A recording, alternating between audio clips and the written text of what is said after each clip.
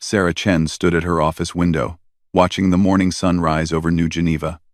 The diplomatic capital of human space looked peaceful in the early light. Gardens stretched between the gleaming buildings where Earth's best negotiators worked to keep the galaxy calm. Ships from dozens of alien species landed and took off from the spaceport, carrying delegates who came to Earth for help with their problems. For 300 years, humans had been the galaxy's peacekeepers. Other species fought wars over territory, resources, and old grudges. But when things got really bad, they called the humans. Earth's diplomats had stopped 17 major wars and countless smaller conflicts. They were good at finding solutions that made everyone happy enough to stop shooting. Sarah wasn't a diplomat. She was Admiral Chen, the highest-ranking military officer in human space, but even she spent most of her time on peacekeeping missions. The human fleet was small but well-trained. They protected trade routes, stopped pirates, and made sure no one started fights near peaceful worlds. It was good work, and Sarah was proud of it. Her communicator buzzed. "Admiral, we have a priority message from the Kepler system." Sarah smiled. The Kepler talks had been going well. The Zephyrian Confederation wanted to claim the mineral-rich system, but the local species who lived there didn't want to be conquered. Human mediators had been working for months to find a peaceful solution. Yesterday, they had announced success. Everyone would share the resources fairly, and no one would be forced to leave their homes. "Put it through," Sarah said. Ambassador Marcus Webb appeared on her screen. He looked tired but happy. "Good news, Admiral. The Zephyrians signed the treaty an hour ago. The Kepler system stays free, and everyone gets what they need." Another war stopped before it started. Sarah nodded. "Outstanding work, Marcus. How are the Zephyrians taking it?" Marcus paused. "Not well, honestly." Emperor Kaithgar looked angry when he signed.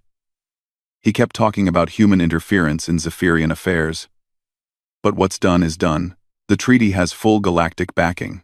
After the call ended, Sarah felt uneasy. The Zephyrian Confederation had been getting more aggressive lately. They controlled 12 species and had one of the largest fleets in the galaxy. More troubling, they had been pushing the limits of galactic law. Their weapons were getting more destructive, their territorial claims were getting bolder, and they clearly didn't like humans stopping their expansion. But Sarah pushed the worry aside. Tomorrow was the Festival of Unity, New Geneva's biggest celebration. Diplomats from across the galaxy would gather to celebrate another year of peace. Her daughter Lisa would be there with her grandchildren. They lived on New Geneva, where Lisa worked as a cultural liaison between humans and alien species. The Festival of Unity was always Sarah's favorite day of the year. It proved that different species could work together. Humans danced with insectoid klaxons. Crystalline Vorthons shared food with mammalian deltons. Children of a dozen species played together in the parks. It was everything the human diplomatic mission stood for. The attack came at noon. Sarah was in her office, watching the festival on the news feeds, when the alarms started screaming. Emergency broadcasts flooded every channel. Zephyrian warships had dropped out of hyperspace around New Geneva. They weren't responding to communications. They weren't following any rules of engagement. They were using glass bombs. Glass bombs had been banned by galactic law for 2 centuries. When they exploded, they turned everything in a huge area into crystalline glass. Buildings, vehicles, people, everything became frozen. Transparent statues that would last forever. It was considered the cruelest weapon ever created. Sarah watched in horror as the bombs fell on New Geneva like deadly rain. The festival crowds had no time to run. Families holding hands became glass sculptures. Children playing in parks became crystal statues. The beautiful government buildings turned into transparent tombs filled with glass people who had been alive seconds before. The Zephyrian fleet fired for exactly 7 minutes. Then they jumped back to hyperspace, leaving behind a world of glass. 2 billion people had died, including thousands of alien diplomats who had come to celebrate peace. Sarah's hands shook as she tried to call her daughter. The communication networks were gone. The spaceports were glass. The entire planetary government was dead.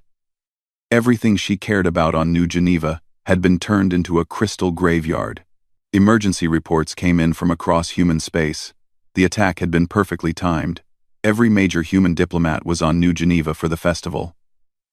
The entire Terran diplomatic corps was dead. The United Earth Council was gone. In 7 minutes, the Zephyrians had destroyed 3 centuries of human peacekeeping leadership. But they had missed something important.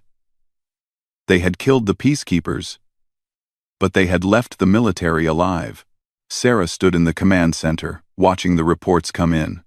Around her, human military officers worked with cold efficiency. These weren't diplomats. These were soldiers who had spent their careers learning how to fight, even while their leaders chose peace instead. Admiral Torres looked up from his console. "Ma'am, we have confirmation. The entire diplomatic leadership is gone. Emergency protocols are now in effect." Sarah nodded. Emergency protocols meant the military was in charge until new civilian leaders could be chosen. But Sarah wasn't thinking about temporary command. She was thinking about her grandchildren, who had been glass statues now for 2 hours. She activated the galaxy-wide communication system. Every species would hear this message. Every government would know what had changed. Marcus Webb somehow had survived. His ship had been in orbit when the attack came. His voice was steady when he spoke, but Sarah could hear the cold anger underneath. "This is Ambassador Marcus Webb of the Terran Federation. I speak for humanity with the authority of our emergency government. The Zephyrian Confederation has committed genocide against our diplomatic capital. They have murdered civilians, children, and diplomatic guests from across the galaxy. They have broken every law of civilized warfare." Sarah watched alien news feeds react to the announcement. Some species expressed sympathy. Others seemed worried about the political implications. A few seemed to think this was just another diplomatic crisis that could be solved with negotiations. Marcus continued speaking, and Sarah knew the galaxy was about to learn something important. "The Terran Federation hereby declares total war against the Zephyrian Confederation and any who support them. We have spent 300 years building peace across the galaxy. Now you will all learn what we built that peace upon." The transmission ended. Across human space, military bases that had been quiet for centuries began to wake up. Factories that had built medical equipment and farming tools started converting to military production. Research stations that studied alien cultures began studying alien weaknesses instead. Sarah looked out at the crystal ruins of New Geneva one more time. Then she turned to her officers and began planning humanity's first real war in 300 years. The Zephyrians had wanted to see what humans were like without their diplomats. They were about to find out. Emperor Caithgar laughed when he heard the human war declaration. He stood in his command center on the Zephyrian flagship, surrounded by his military advisors. They were all looking at intelligence reports about human military capabilities. The numbers made them feel very confident. 800 ships, General Vextar said, reading from his datapad. Their entire fleet has 800 ships. Most of them are small peacekeeping vessels. They have no experience in real warfare. Their weapons are designed for police work, not military combat. Caithgar nodded. The Zephyrian Confederation controlled 12,000 warships. They had been fighting wars for centuries. Their weapons were the most advanced in the galaxy. Their soldiers were trained from birth for combat. Compared to them, the humans looked like children playing with toys. "How long do our analysts think this war will last?" Caithgar asked. 6 months at most, Admiral Korath replied. "The humans will fight hard at first because they're angry, but they have no industrial capacity for war. They'll run out of ships and ammunition quickly. When they realize they can't win, they'll surrender and beg for mercy." Caithgar smiled. "And what mercy will we show them?" "None," Korath said. "They've interfered in Zephyrian affairs for the last time. After we defeat their fleet, we'll occupy their worlds and put an end to their diplomatic meddling forever." Across the galaxy, other species were making their own calculations. The hegemony of suns, old enemies of the Zephyrians, quietly contacted human military leaders. They offered to share intelligence about Zephyrian fleet movements. They didn't think the humans could win, but they hoped humanity might weaken the Confederation enough for the hegemony to gain some advantage. The merchant guilds reacted differently. They immediately cut all trade agreements with human space. Their leaders met in emergency session to discuss the economic implications of the war. Guild Master Seklon made the decision that would cost them dearly later. "The humans are finished," he told his council. "The Zephyrians will crush them within a few months. We need to distance ourselves from Earth before we get caught in the fighting. Cancel all human contracts. Move our ships out of their territory. When this is over, we'll negotiate with whoever controls human space." The Crystal Assembly, a group of peaceful species that often worked with human diplomats, sent messages of sympathy but offered no help. They were pacifists who wouldn't fight even to save their friends. The Machine Intelligence Collective calculated that human resistance had a 2.3% chance of success and decided to remain neutral. Even the Galactic Council, which had worked closely with human peacekeepers for centuries, voted to monitor the situation rather than take sides. But while the galaxy's leaders made their plans, something strange was happening in human space. Dr. Elena Vasquez, chief of Terran military intelligence, sat in her secure bunker deep under Geneva base. She was reviewing reports that would have surprised the alien intelligence services watching humanity's preparations. The reports weren't about ship numbers or weapon stockpiles. They were about people. Every human citizen in alien space was coming home. Merchants who had lived on alien worlds for decades suddenly sold their businesses and booked passage to Earth. Scientists working on joint research projects requested immediate transfers. Human children in alien schools were withdrawn by parents who claimed family emergencies. Even more puzzling, these movements had started before the attack on New Geneva. Dr. Vasquez reviewed the timeline carefully. The first group of humans had left alien space 6 months ago. Right after the Kepler negotiations began, it was as if someone had known what was coming. She pulled up the classified files that explained everything. Protocol 7 had been activated the moment Zephyrian forces started massing near human space. It was a plan that had been developed centuries ago but never used. Every human citizen had been quietly notified to prepare for emergency evacuation from alien territories. Protocol 7 was based on a simple idea. If humanity ever had to fight a real war, they would need every citizen working for the war effort. More importantly, they couldn't risk having human civilians used as hostages or human intelligence assets captured by enemy forces. Dr. Vasquez sent her daily report to Admiral Chen. "Ma'am, Phase 1 of Protocol 7 is complete. All human civilians have been extracted from alien space.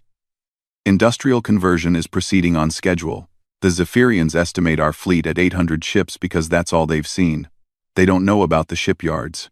Admiral Chen was standing in a facility that officially didn't exist. Deep in the asteroid belt between Mars and Jupiter, hollowed-out rocks contained the most advanced manufacturing complex humanity had ever built. For 3 centuries, these hidden shipyards had been maintained and upgraded, just in case diplomacy failed. The facility was enormous. Production lines stretched for kilometers through artificial caverns. Automated systems worked around the clock, building ships that no alien species had ever seen. These weren't the multi-purpose peacekeeping vessels that patrolled human space. These were pure warships, designed by engineers who had spent centuries studying every military conflict in galactic history. Commander Rodriguez guided Chen through the facility. "We can produce 50 ships per week at current capacity," he reported. "We have raw materials stockpiled for 2 years of full production. The first battle group will be ready in 3 weeks." Chen nodded as she watched the massive ship taking shape in the main assembly bay. It was twice the size of the largest Zephyrian battleship, with weapons systems that incorporated technologies the aliens had never seen. More importantly, it was designed to work with other human ships as part of a networked fleet. "What about crew training?" Chen asked. "Already completed," Rodriguez replied. "We've been running combat simulations for decades. Every merchant captain, every mining engineer, every space station operator has received military training without knowing it. Their emergency drills were actually war games. Their safety protocols were combat procedures. When we activate the reserve fleet, we'll have experienced crews ready to fight." Chen smiled grimly. The Zephyrians thought they were fighting diplomats and peacekeepers. They had no idea they were about to face a species that had been preparing for war longer than their civilization had existed. Meanwhile, Emperor Kaithgar was making his final preparations. His intelligence reports showed no change in human military activity. Their merchant ships had stopped coming to Zephyrian space, but that was expected. Their fleet positions looked defensive, which suggested they were planning to wait for the attack rather than take offensive action. They're scared, General Vextar concluded. They're pulling back to defend their core worlds. They probably hope we'll be satisfied with conquering their outer colonies. Kaithgar studied the tactical displays. Human space controlled about 50 star systems, mostly agricultural worlds and mining operations. Nothing that looked particularly military. The humans had always been more interested in growing food and building habitats than building weapons. We'll crush them quickly, he decided. Full invasion of their outer colonies first. When they see how easily we take their worlds, they'll surrender to save their home system. Admiral Chen received the intelligence report about Zephyrian fleet movements from her hegemony contacts. The enemy was planning exactly what she had expected. They would attack the outer colonies first, trying to force a quick surrender. She sent orders to her field commanders. The Zephyrians were about to learn their first lesson about fighting humans. Those agricultural colonies weren't just farms. They were fortress worlds that had been preparing for this moment for 3 centuries. More importantly, the Zephyrians were about to discover that human intelligence was much better than they realized. Every Zephyrian ship movement was being tracked. Every communication was being intercepted. Every battle plan was known before the enemy commanders finished making them. Dr. Vasquez smiled as she reviewed the latest intercepts. The Zephyrians were so confident that they weren't even using proper communication security. They had no idea that human cultural exchange programs had been intelligence operations. Those friendly human anthropologists studying alien societies had been mapping military capabilities and weaknesses for generations. The galaxy thought it knew humanity. They had seen humans for 3 centuries as peaceful merchants and clever diplomats. They thought human restraint came from weakness rather than choice. They were about to learn the difference. The Zephyrian First Fleet dropped out of hyperspace near Proxima Colony expecting an easy victory. Admiral Korath stood on his flagship's bridge, watching the tactical display show the human agricultural world ahead. Intelligence reports said Proxima was a simple farming colony with maybe 1,000 human settlers. It should surrender without a fight. Sir, we're detecting some unusual readings from the planet, Lieutenant Vash reported. The surface installations are much larger than our intelligence suggested. Korath wasn't concerned. Probably expanded their farming operations. Begin the bombardment. We'll give them one chance to surrender, then glass the military sites. But when the Zephyrian ships moved closer to Proxima, hidden weapon platforms rose from what had looked like grain fields. Massive railguns emerged from underground silos disguised as storage barns. The farming colony revealed itself as the most heavily fortified world the Zephyrians had ever encountered. Korath stared in shock as his tactical display lit up with targets. How many weapons does this planet have? Sir, I'm reading over 200 defensive platforms. Energy output suggests military-grade shield generators protecting the entire surface. This isn't a farming colony. It's a fortress. Before Korath could respond, 12 human warships materialized from behind Proxima's moon. These weren't the small peacekeeping vessels from Zephyrian intelligence files. They were massive battleships, unlike anything in the galactic databases. Admiral Chen stood on the bridge of the Ten's Retribution, humanity's new flagship. Around her, the ship's crew worked with calm efficiency. These weren't nervous peacekeepers facing their first battle.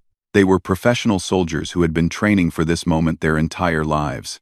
All ships report ready for combat, Admiral, Commander Torres announced. Chen nodded. Begin engagement. Execute Plan Alpha. What happened next became known as the Proxima Massacre. The 12 human ships moved like parts of a single organism. Their actions coordinated by quantum communication systems that made them function as one vast intelligence. Zephyrian ships that tried to target one human vessel found themselves under attack from 3 others positioned perfectly to exploit their blind spots. The human weapons were unlike anything the Zephyrians had faced. Instead of energy beams or kinetic projectiles, they used predictive targeting systems that fired at where enemy ships would be, rather than where they were. Zephyrian pilots found their evasive maneuvers anticipated and countered before they could even begin them. Most terrifying was the cold efficiency of the human attack. There was no wasted motion, no unnecessary destruction. Each shot was precisely calculated to disable Zephyrian ships with minimum energy expenditure. The humans weren't fighting angry. They were fighting with the mathematical precision of engineers solving a problem.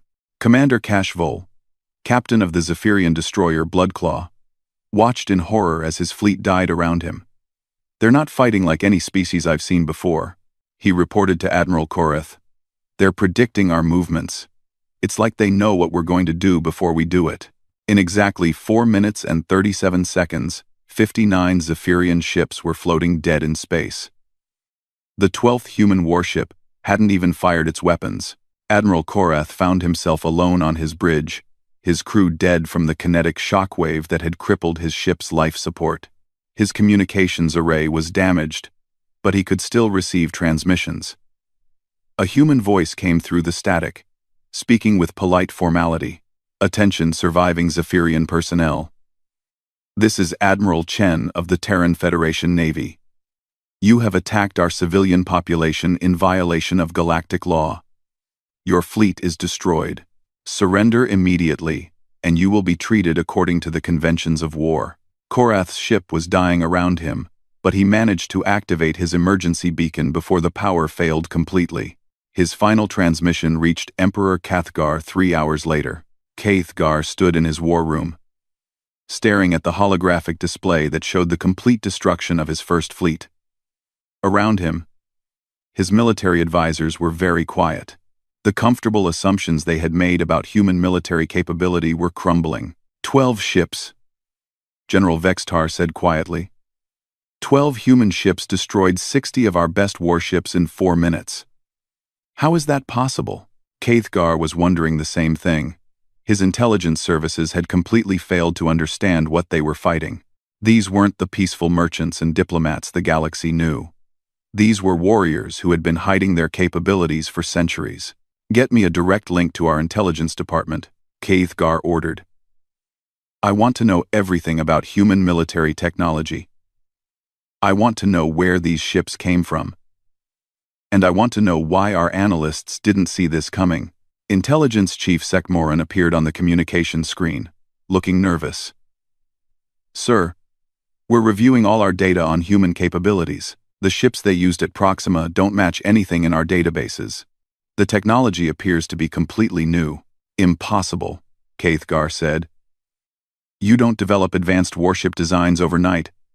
These ships took years to build." "Oh, that's what worries me, sir," Sekmoran replied. "If the humans have had these ships for years, why didn't we know about them? Where have they been building them? Our surveillance of human space shows only the 800 peacekeeping vessels we've always known about." Cathgar was beginning to understand the scope of his problem. The humans hadn't just hidden their military strength, they had hidden entire fleets and production facilities. For centuries, while appearing to be peaceful merchants, they had been building the infrastructure for war. Dr. Vasquez was reviewing the battle reports from Proxima with quiet satisfaction. Everything had gone exactly as planned. The Zephyrians had learned their first lesson about fighting humans, but it was only the beginning. "Admiral, the enemy response is proceeding as expected," she reported to Chen. "Cathgar is pulling back his advance fleets to reassess our capabilities. He's also demanding answers from his intelligence services." Chen nodded. "Good. Confusion is our ally right now. How long before they figure out the scope of our preparations?" "Our analysis suggests 6 to 8 weeks, Vasquez replied. "Their intelligence networks are good, but they've been looking at us through the wrong lens for so long that it will take time to adjust. They keep trying to understand us as peaceful merchants who suddenly got lucky, rather than warriors who chose peace until now." Chen walked to the tactical display showing human space. Red markers indicated Zephyrian fleet positions, while blue showed human forces. But most of the blue markers were invisible to enemy sensors. Hidden shipyards, fortress worlds disguised as agricultural colonies, and weapon platforms built into asteroids that looked like mining operations. "What about our main battle fleet?" Chen asked. "Assembly is proceeding on schedule," Commander Rodriguez reported from the asteroid shipyards. "We'll have 200 capital ships ready within 6 weeks. The full battle fleet will number over 3,000 vessels when construction is complete." Chen smiled. The Zephyrians thought they had destroyed humanity's military leadership when they glassed New Geneva. They didn't understand that human diplomats and human military were completely different organizations. The diplomats had chosen peace. The military had prepared for war. Emperor Caithgar received the updated intelligence report 3 days later. His analysts had been working around the clock to reassess human capabilities. What they found made him very worried. "Sir, we've identified at least 15 human installations that don't match their official purposes." "Intelligence," Chief Sec Moran reported. "Mining operations that require more energy than their stated output could support. Research stations in locations with no scientific value. Agricultural worlds with defensive capabilities that rival military bases." "How many ships do they actually have?" Caithgar asked. Sec Moran hesitated. "Sir, we honestly don't know. Our previous estimates were based on visible fleet movements in normal space. If they've been building ships in hidden facilities, they could have significantly more than 800 vessels." Caithgar studied the star charts showing human space. For 3 centuries, the Zephyrians had seen these systems as peaceful backwaters inhabited by soft diplomats and farmers. Now he was realizing those farmers had been building weapons while his own people assumed they were growing crops. "What do you recommend?" he asked his military advisors. General Vextar looked uncomfortable.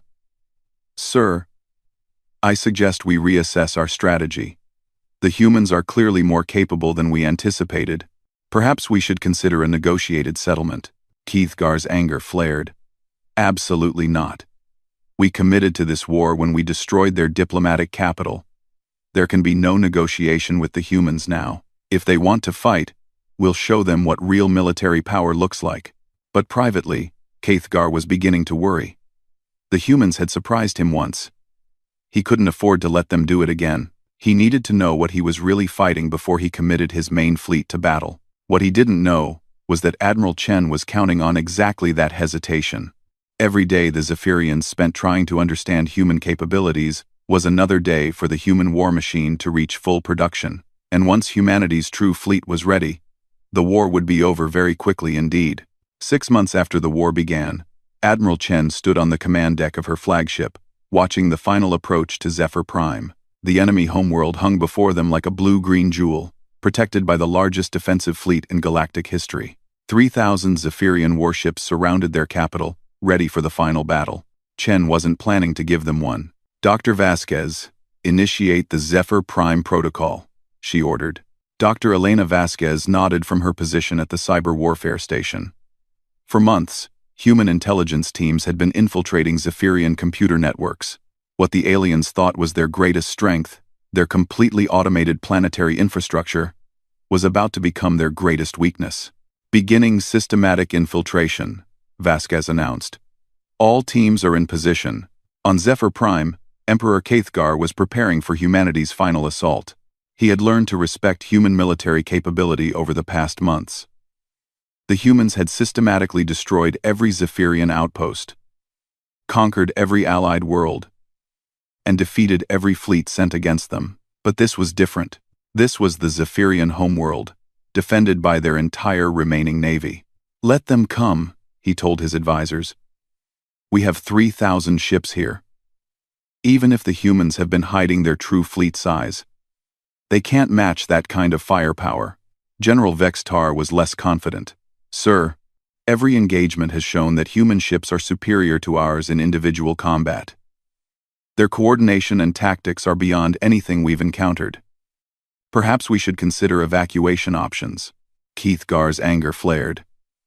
"We are Zephyrians. We do not run from soft-skinned mammals, no matter how clever they think they are." But at that moment, the first signs of human attack began. It wasn't the massive space battle Kaithgar expected. Instead, his planet's traffic control systems suddenly malfunctioned. Orbital platforms designed to guide ships safely to landing zones began targeting each other with their guidance lasers. Commercial vessels found their navigation systems directing them into collision courses. In the planet's main command center, technicians watched in horror as their own infrastructure turned against them.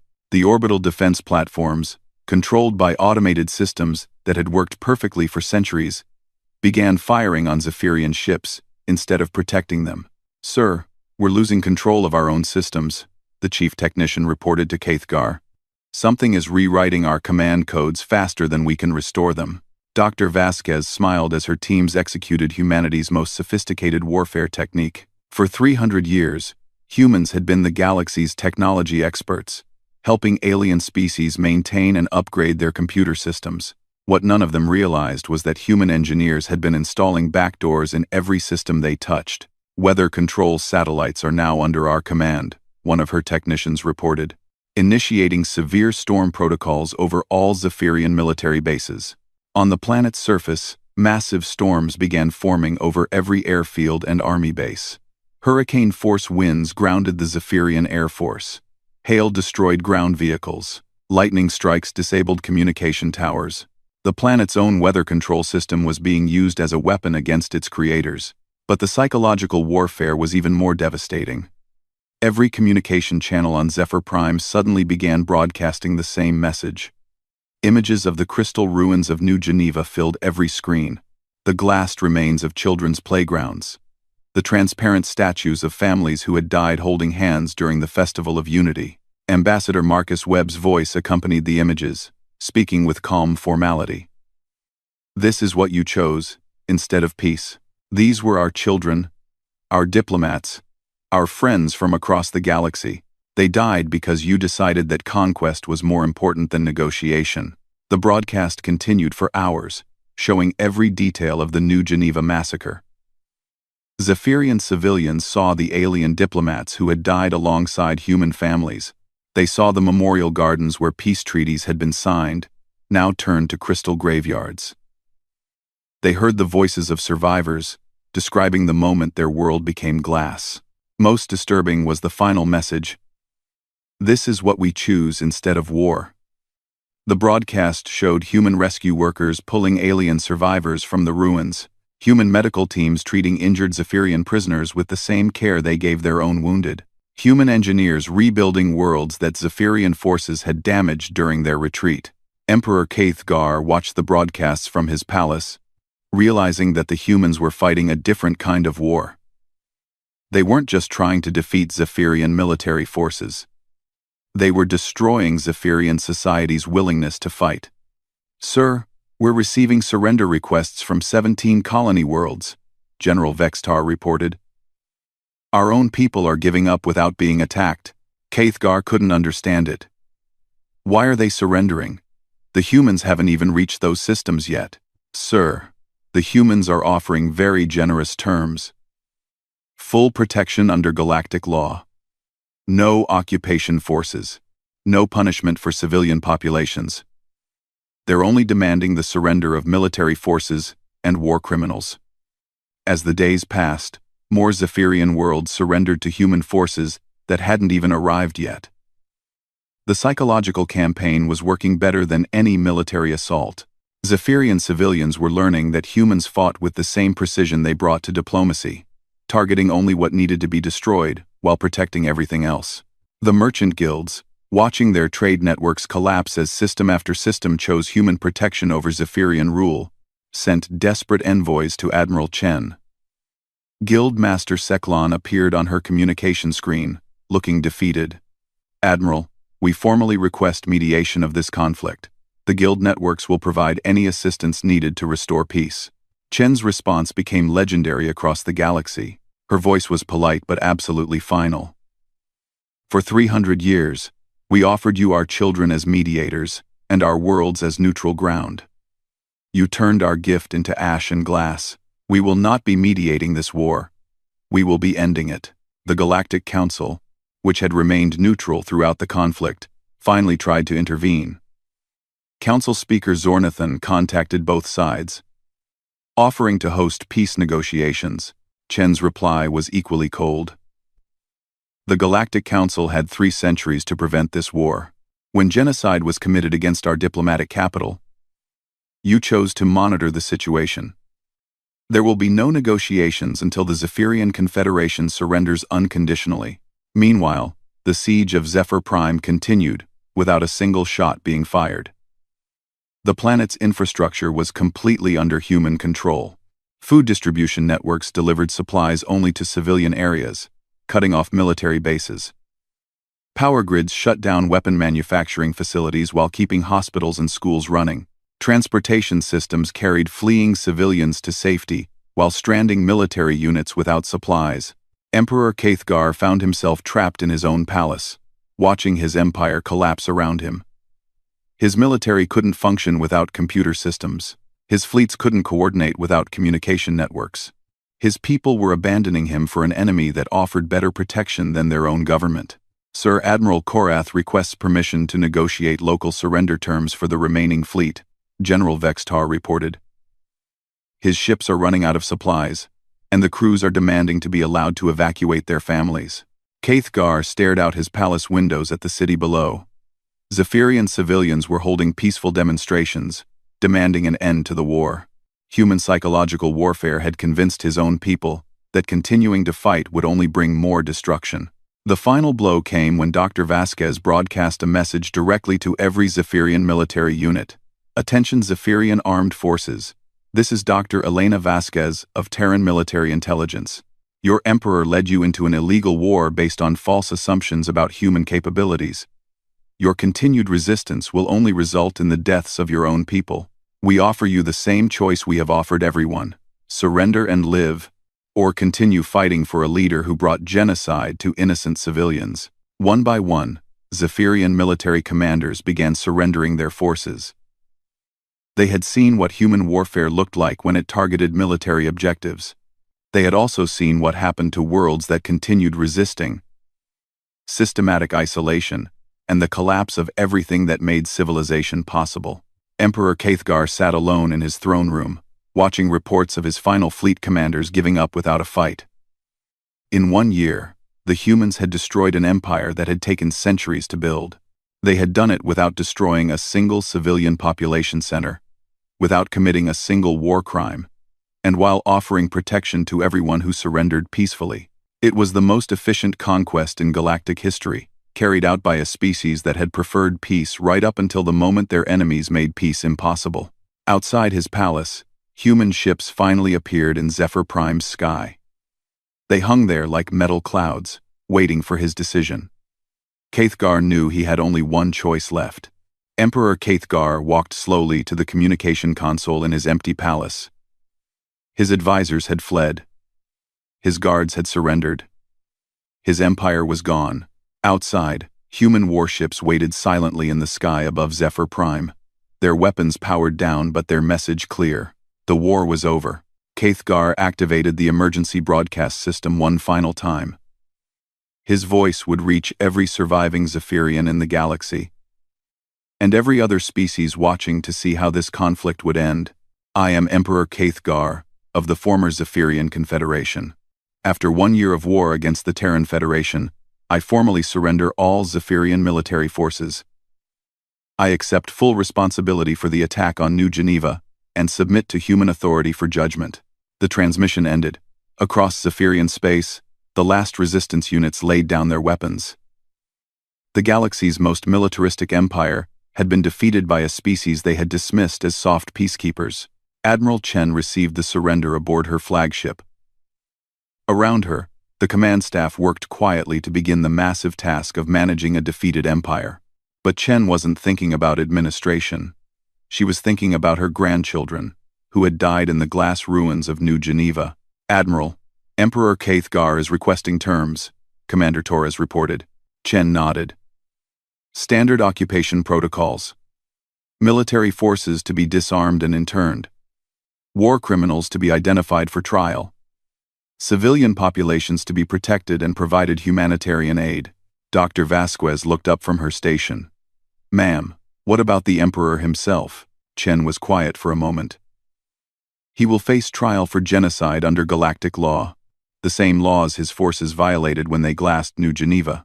The trials began 3 months later, on a rebuilt space station in neutral territory.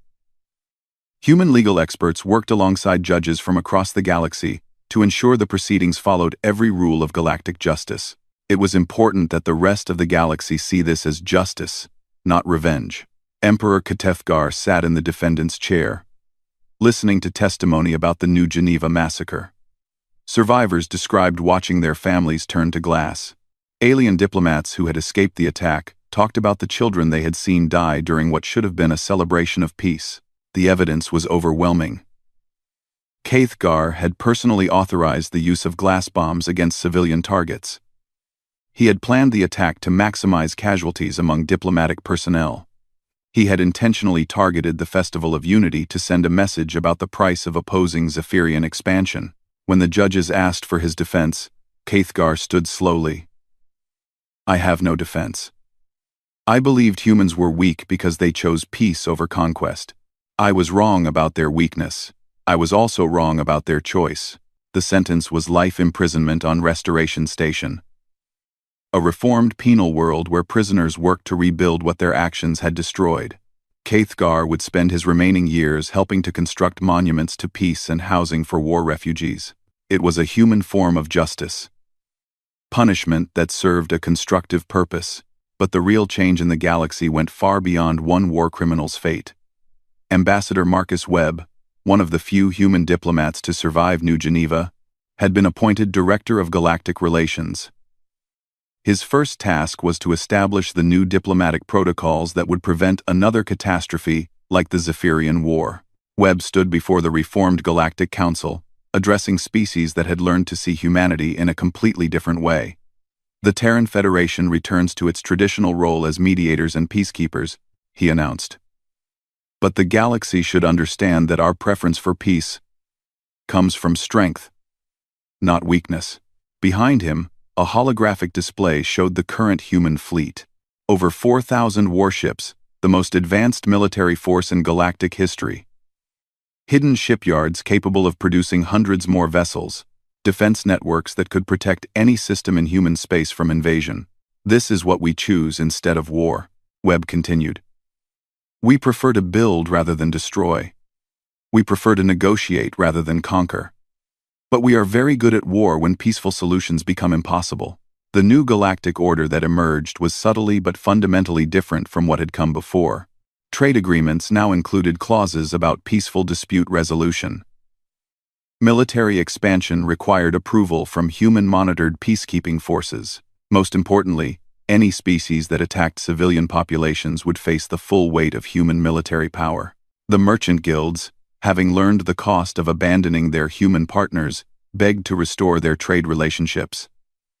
Guildmaster Seklon personally traveled to Earth to negotiate new agreements. We deeply regret our decision to abandon trade with humanity during the crisis, he told Webb. We hope to rebuild the commercial relationships that benefited both our peoples. Webb's response was polite but pointed. The Terran Federation is willing to resume trade relationships with species that demonstrate commitment to peaceful commerce. However, we will require guarantees that our merchants and diplomats will be protected in your territory. The implied threat was clear. Human merchants would be protected by the same military force that had defeated the Zephyrian Confederation in 18 months. Dr. Vasquez established the memorial archives on the ruins of New Geneva, where the complete history of the war was preserved alongside the names of everyone who had died in the attack. The archives became a pilgrimage site for species across the galaxy, a place where they could understand both the price of peace and the cost of its destruction. The main exhibit was a recreation of the Festival of Unity, as it had been moments before the attack. Holographic families held hands in crystal gardens. Children of a dozen species played together in parks that would become graveyards. Alien diplomats danced with human officials in celebration of another year of peace. The display ended with the glass bombs falling, but visitors weren't shown the destruction. Instead, they saw the aftermath. Human rescue workers pulling survivors from the ruins. Human doctors treating wounded aliens. Human engineers beginning the work of rebuilding what had been destroyed. The final exhibit was the most powerful. A simple hologram showed the New Geneva rising from the crystal ash. Human children played in rebuilt gardens where alien diplomats once again walked as friends.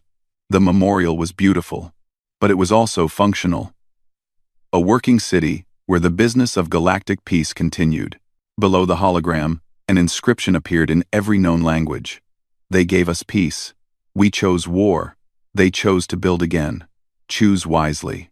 The crystalline Vorthans, who had remained neutral during the war, sent an official delegation to the memorial. Their ambassador, a being of living crystal who communicated through harmonious vibrations, expressed their species' new understanding. We did not help when our friends were attacked because we believed violence was never the answer, the Vorthan sang. We have learned that sometimes violence is the only language that bullies understand. We pledge our support to human peacekeeping efforts. The Machine Intelligence Collective, which had calculated humanity's chances of survival at 2.3%, sent a different kind of message. Our algorithms failed to account for variables beyond visible military assets. We have updated our analysis protocols to better understand the relationship between restraint and capability. We request renewed cooperation with human strategic planning systems. Even the hegemony of suns, humanity's only allies during the war, approached the new relationship with greater respect. We supported Earth during the crisis because we opposed Zephyrian expansion, their ambassador admitted. We did not fully understand what we were supporting. The galaxy is safer with humanity as its guardians. Admiral Chen stood in her new office, overlooking the rebuilt diplomatic quarter of New Geneva. Outside her window, construction crews were putting the finishing touches on the Peace Memorial Garden, where representatives from across the galaxy would meet to resolve disputes before they became wars. Dr. Vasquez joined her at the window. "Ma'am, the conversion of our military assets is proceeding on schedule. We'll maintain our current fleet at full readiness, but the shipyards are switching back to civilian production." Chen nodded. "Good. How are the former Zephyrian territories adapting to the new administration?" "Better than expected," Vasquez replied. "Most of their colony worlds are asking to join the Terran Federation voluntarily. They've seen the difference between human governance and Zephyrian conquest. Our approach to protecting civilian populations has made us quite popular."